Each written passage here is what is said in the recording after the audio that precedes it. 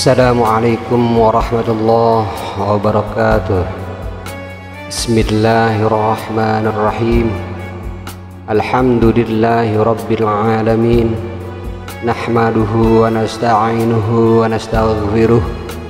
Allahumma salli wa sallim wa barik ala sayyidina Muhammad wa ala alihi wa sahbihi ajma'in. Allahumma alhimna ilman afqahu bihi awamirak wa nawahika warzuqna fahman a'lamu bihi kaifa unajik ya arhamar rahimin. Allahumma arzuqna fahman nabiyyin wa hifdzal mursalin wa ilhamal malaikatal muqarrabin bi rahmatika ya arhamar rahimin. Allahumma akrimna binuril faham wa akhrijna min zulumatil waham waftah lana abwaab rahmatik wa anshur alaina min khazaini ilmik ya arhamar rahimin. Allahumma zidna ilman wa wasi' fi rizqana wa barik lana fi ma razaqtana waj'alna mahbuban fi qulubi ibadik wa azizan fi ayunihim waj'alna wajihan fid dunya wal akhirah wa minal muqarrabin ya kafiran nawar wa ya hasanar fi'ar wa ya qa'iman bila zawar ya mubdi'an bila mithar falakal hamdu wal minnah wa syaraf ala kulli hal walhamdulillahi rabbil alamin. Assalamualaikum warahmatullahi ta'ala wabarakatuh. A'udzu billahi minasyaitonir rajim. Bismillahirrahmanirrahim. Alhamdulillahi rabbil alamin. Assalatu wassalamu ala asyrafil anbiya'i wal mursalin sayyidina wa maulana Muhammadin sallallahu alaihi wasallam wa ala alihi wa sahbihi ajma'in, amma ba'd. Alhamdulillah, kita berjumpa kembali bersama JSNH Channel. Semoga para mustami' senantiasa sehat walafiat, dan semoga Allah Ta'ala mencurahkan rahmat dan maghfirahnya, juga dilancarkan berbagai urusan-urusan para mustami' oleh Allah Ta'ala. Amin ya Allah ya Rabbal Alamin. Perjumpaan kita kali ini insya Allah akan membahas tentang sholawat wasilah. Kita memiliki dua versi dari sholawat wasilah ini. Adapun versi yang pertama, sigatnya adalah a'udzubillahi minasyaitonirrajim, innallaha wa malaikatahu yusalluna 'alan nabi ya ayyuhalladzina amanu sallu alaihi wa sallimu taslima. Allahumma salli ala Muhammad wa ala ali Muhammad salatan takunu laka ridha wa lihaqihi ada a'tihil wasilata wal maqamam mahmudanil ladzi wa'addah. Artinya, ya Allah, limpahkanlah sholawat kepada Nabi Muhammad Shallallahu Alaihi Wasallam dan kepada keluarga beliau dengan sholawat yang menjadikan ridha bagimu dan penunaian bagi haknya. Berikanlah kepadanya wasilah dan kedudukan terpuji yang engkau janjikan. Penjelasan daripada sholawat wasilah versi pertama ini diriwayatkan oleh Sya'rani bahwa Rasulullah Shallallahu Alaihi Wasallam pernah menerangkan tentang sholawat ini di dalam sabdanya, yaitu barang siapa yang membacanya maka ia berhak untuk mendapatkan syafaatku. Artinya, ya Allah ya Tuhanku Muhammad, ya Tuhan Muhammad dan keluarga Muhammad, limpahkanlah sholawat dan salam kepada Nabi Muhammad dan keluarga beliau, serta berikanlah Nabi Muhammad wasilah di dalam surga duhai Tuhan, Muhammad Shallallahu Alaihi Wasallam dan keluarga Muhammad Shallallahu Alaihi Wasallam berilah ganjaran kepada Nabi Muhammad. Semoga Allah Ta'ala melimpahkan salawat kepadanya sesuai dengan apa yang sepantasnya baginya. Jadi kurang lebih artinya seperti itu. Di dalam kitab Syarah Dalailil Khairat disebutkan bahwa Nabi Shallallahu Alaihi Wasallam telah bersabda, di antara umatku yang membaca salawat ini baik di waktu pagi maupun di waktu petang, berarti ia telah membuat malaikat pencatat amal menjadi kepayahan selama 1000 tahun, juga diampuni dosa-dosanya dan dosa-dosa kedua orang tuanya. Di dalam kitab Syarah Al-Fasi dijelaskan bahwa salawat ini diangkat dari hadis Jabir bin Abdullah radhiyallahu taala anhu dan disebutkan faidah yang banyak baginya. Sementara Al-Hafidz As-Sakhawi berkomentar, seandainya ada orang bersumpah hendak mengucapkan salawat yang paling utama, lalu ia membaca salawat ini, niscaya ia telah memenuhi sumpahnya tersebut. Lalu kemudian salawat wasilah versi yang kedua, yaitu a'udzubillahi minasyaitonirrajim, Allahumma bika tawassalt wa minka sa'alt laka wa fik la fi syai'in siwaka rogibt la as'alu minka siwak wa la atlubu minka illa iyyak Allahumma wa atawassalu ilaik fi qabuli dhalika bil wasilatil uzma wal fadilatil kubra sayyidina Muhammadinil Mustafa wa safiyil murtada wan nabiyil mujtaba wa bihi as'aluk an tusalli alaih salatan abadiyatan daimumiyatan qayyumumiyatan ilahiyatan rabbaniyatan bihaitsu yashhadu li dzalik fi aini kamalih bi syahadati ma'arifi dzatihi wa ala alihi wa ashabihi kadzalik wala haula wala quwata illa billahil aliyyil azim. Demikian daripada Saigot salawat wasilah yang kedua ini, versi yang kedua. Artinya, ya Allah, denganmu aku bertawasul, darimu aku meminta, kepadamu dan karenamu.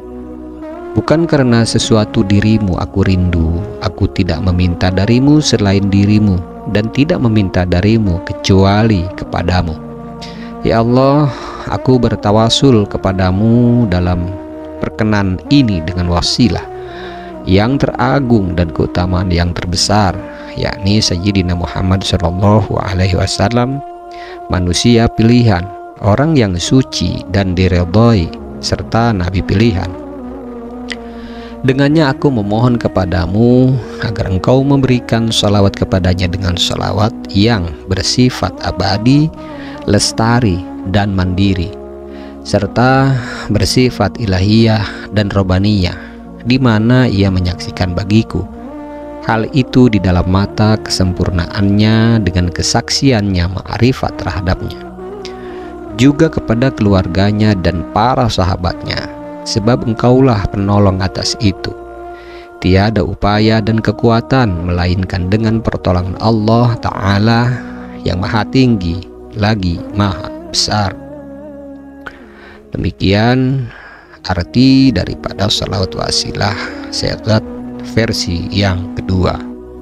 Adapun fadilahnya adalah untuk tercapainya hajat besar dunia dan akhirat, juga agar dimudahkan segala urusan, agar disenangi oleh semua makhluk, agar doanya juga diistijabah, juga dimurahkan rezekinya, diluaskan rezekinya, diselamatkan zahir batinnya, diberikan kecerdasan dan lain sebagainya.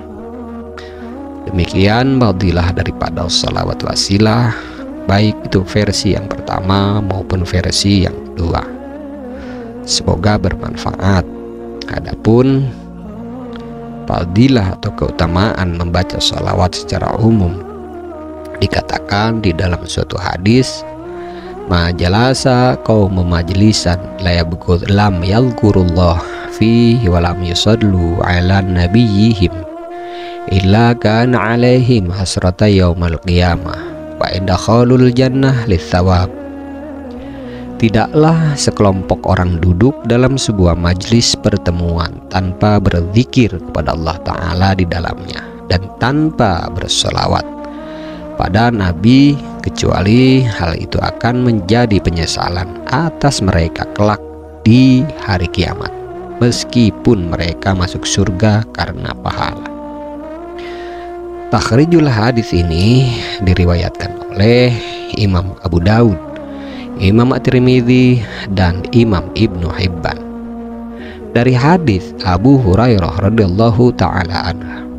Hadis dari sumber hadis yang juga diriwayatkan oleh Imam Ahmad dengan sanad yang dinyatakan sahih oleh Imam Al-Mundhiri.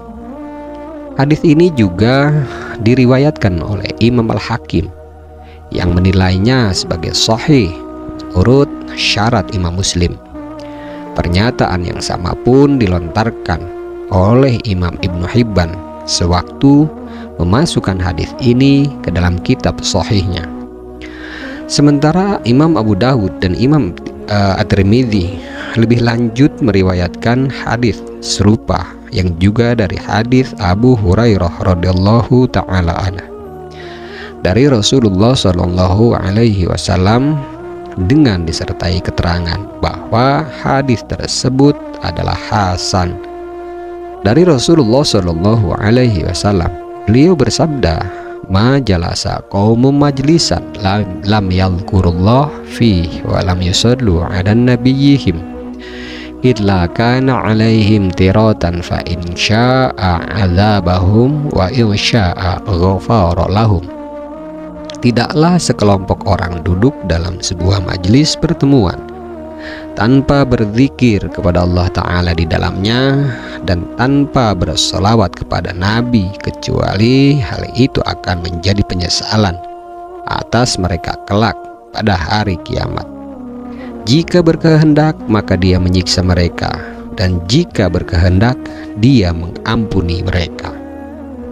Di dalam hadis lain, Imam At-Tirmidzi juga meriwayatkannya dengan redaksi yang berbeda dari hadis Abu Sa'id radhiyallahu ta'ala anhu, dan ia menyatakan bahwa hadis tersebut adalah hasan.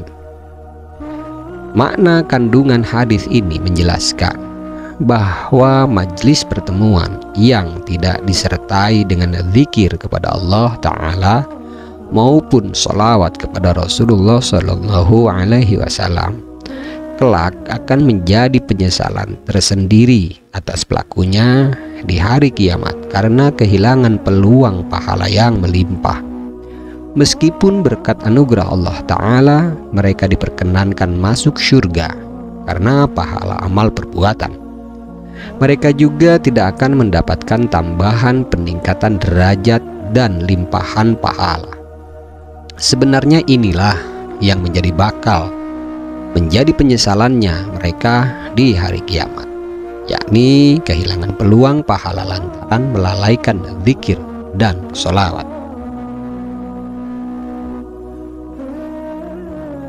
Lalu di dalam hadis lain dikatakan, aulan nas bi yaumil qiyamah aktsaruhum alayya sholat. Manusia yang paling berhak terhadapku pada hari kiamat adalah mereka yang paling banyak bersolawat kepadaku. Takhrijul hadis ini diriwayatkan oleh Imam Abu Daud, Imam At-Tirmidzi, dan Imam Ibnu Hibban dari hadis Ibnu Mas'ud radhiyallahu ta'ala anhu. Setelah meriwayatkannya, Imam At-Tirmidzi mengatakan bahwa ini adalah hadis hasan gharib, sementara Ibnu Hibban menilainya sebagai sahih, dan pensahihan ini tidak bertentangan dengan keberadaan Musa bin Ya'qub Az-Zami' di dalam sanadnya, sebab ia dinyatakan thiqah oleh Ibnu Ma'in, dan oleh Abu Daud. Selain daripada itu, ia juga tidak terpengaruh dengan pernyataan Imam An-Nasai yang memvonis bahwa Musa bin Yaqub Az-Zami sebagai perawi yang tidak kuat hafalannya. Kandungan dari makna hadis ini, lafadz aulan nas bi yaumal qiyamah, atau yang berarti manusia yang paling berhak terhadapku pada hari kiamat. Itu berarti orang yang paling berhak memperoleh syafaatku dan paling layak berada dekat denganku pada hari kiamat adalah orang yang paling banyak bersolawat kepadaku selama di dunia. Sebab orang yang memperbanyak solawat pada Rasulullah Shallallahu Alaihi Wasallam berarti telah bertawasul meminta syafaatnya dengan wasilah yang efektif dan melakukan pendekatan dengan cara yang diridhoi. Kalaupun tidak memperoleh hal tersebut, minimal ia akan memperoleh 10 kali lipat anugerah solawat Allah Ta'ala sebagai imbalan bagi setiap satu solawat yang dihaturkannya kepada Rasulullah Shallallahu Alaihi Wasallam, serta kompensasi dari Allah Ta'ala. Hal ini cukup menjadi jaminan kebahagiaan yang terbesar. Dikatakan di dalam hadis yang lain, al-bakhilu man dzukirtu indahu wa lam yusalli alayya. Orang bakhil adalah orang yang ketika namaku disebut di hadapannya, dia tidak bersolawat kepada aku. Takhrijul hadis ini diriwayatkan oleh Imam At-Tirmidzi dan Imam Ibnu Hibban dari jalur hadis Al-Husain bin Ali bin Abi Thalib radhiyallahu ta'ala anhu wa karamallahu wajhah. Setelah meriwayatkan hadis ini, Imam At-Tirmidzi berkomentar bahwa hadis ini hasan sahih gharib. Sementara Imam Ibnu Hibban menilai hadis ini sebagai sahih. Hadis dari sumber yang sama, yaitu melalui jalur Al-Husain bin Ali bin Abi Thalib radhiyallahu ta'ala anhu wa karamallahu wajhah, juga diriwayatkan oleh Imam Ahmad di dalam kitab Al-Musnad, Imam An-Nasai dan Imam Al-Hakim di dalam Al-Mustadrak, dan yang kemudian menilai hadis ini sebagai sahih, dan pernyataannya ini disetujui pula oleh Imam Az-Zahabi. Imam Al-Hakim meriwayatkan hadis ini dari jalur Abdullah bin Ali bin Al-Husain bin Ali dari ayahnya, dari Al-Husain. Hadis yang semakna juga diriwayatkan oleh Imam At-Tirmidzi di dalam As-Sunan dari Ali bin Abi Thalib radhiyallahu ta'ala anhu wa karamallahu wajhah, disertai dengan komentar bahwa hadis ini adalah hasan sahih gharib. Kandungan makna hadis ini, lafadz al-bakhilu man dzukirtu indahu wa lam yusalli alayya, atau dengan arti orang bakhil adalah orang yang ketika namaku disebut di hadapannya, dia tidak bersolawat kepada aku.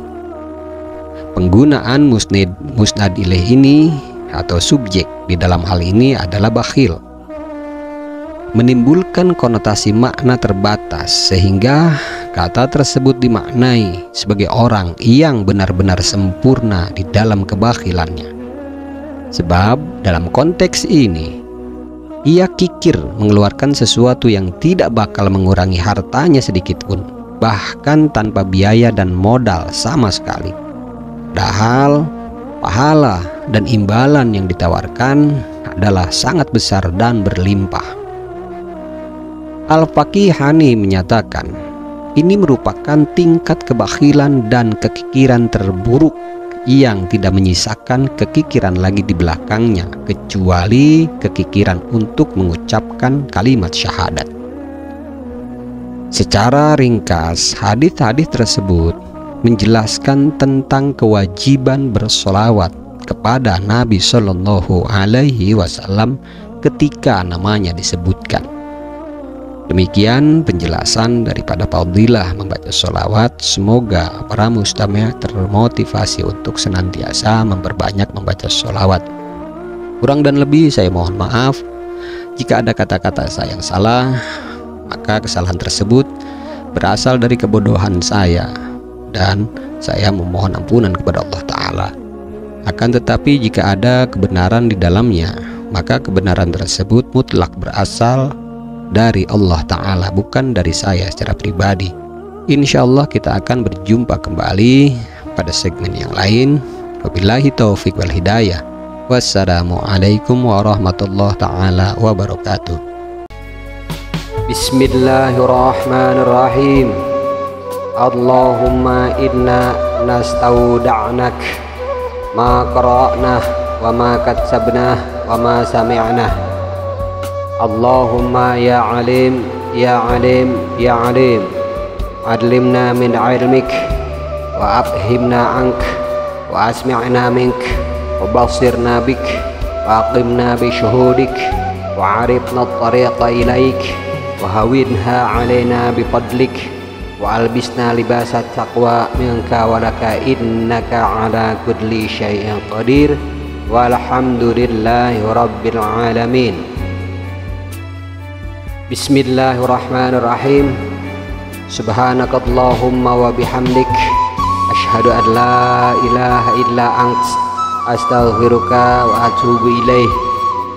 Subhana rabbika rabbil izzati amma yasifun wa salamun alal mursalin walhamdulillahi rabbil alamin.